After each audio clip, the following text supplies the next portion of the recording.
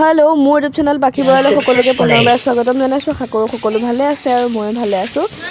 নতুন বছৰ আগমনী আৰু পুৰণা বছৰ শেষ, যিহেতু 31 31 ডিচেম্বৰ খানাৰ আয়োজন কৰিবলৈ আহিছোঁ আৰু অৱশেষত খানাৰ আয়োজন হৈ গ'ল আৰু আমি চাফা কৰাত লাগি গ'লোঁ। আৰু আমাৰ লগতে গুটি আহিছিল, গুটি আকৌ ইফালৰ পৰা সিফাল কৰি আছে, কোনেনো কি কৰিছে চাইছে, মাজে সময়ে অকণমান নাচিছেও আৰু আমাৰ দালিটো উতলিবলৈ আৰম্ভ কৰিলে। প্ৰথম দালিৰ পৰা আৰম্ভ হৈছে মানে খানাটো। আৰু মই বিনামূলীয়া চকু পানী উলিয়াবলৈ পিঁয়াজকে কাটিলোঁ। বেলেগতো একো কাম নাই, বোলো পিঁয়াজকে কাটোঁ, অকণমান চকু পানী ওলোৱা হ'ব।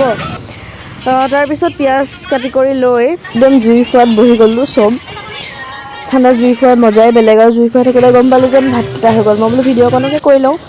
আৰু ভাত বনাই কৰি লৈ পোলাও বনোৱা আৰম্ভ কৰিলে। পোলাও একদম ৰেডি হৈ আছে। তাৰপাছতে সকলোৰে ফেভৰেট হৈছে মাংস, মই জনামতে। গতিকে মাংস দেখি লোভ লাগিছেনে বাৰু কমেণ্ট কৰি জনাব। আৰু আমি সকলোৱে আকৌ জুই ফুৱা ষ্টাৰ্ট কৰিলোঁ।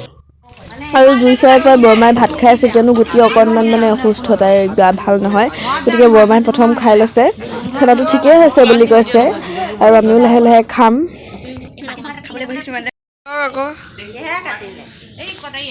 এইখনেই হৈছে মোৰ সুন্দৰ ভাতৰ থালিখন। পোলাও লৈছোঁ, বেঙেনা ফ্ৰাই আৰু মাংস, আৰু ইয়াত নৃত্য নাটিকা কৰি আছে। খানাত নৃত্য নাটিকাই মেইন, নৃত্য নাটিকা অবিহনে খানা নহয়।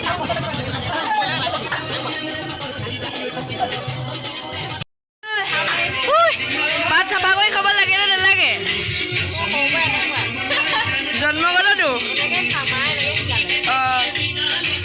আমি সকলোৱে ভাত পানী খাই সদৌ শেষত অকণমান নৃত্য নাটিকা কৰি পুৰণা বছৰক বিদায় দি নতুন বছৰৰ আৰম্ভণিত মই সকলোকে জনাইছোঁ